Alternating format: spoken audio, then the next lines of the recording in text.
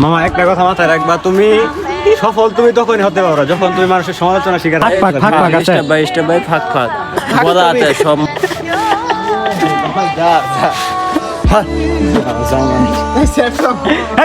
না আমার জামান। আরে তুমি যে এই ভিডিওটা করতেছো, হ্যাঁ তোমার মানুষ সমালোচনা শিকার হইতেছ না? তুমি সমালোচনা করে মোবাইল কিন্তু কি মামা? সমালোচনা করে মানুষ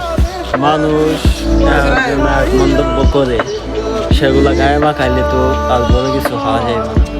মামা একটা কথা মাথায় রাখবা, তুমি সফল তুমি তখনই হতে পারো যখন তুমি মানুষের সমালোচনা শিকার হও। তোকে ঠিক বলছি না?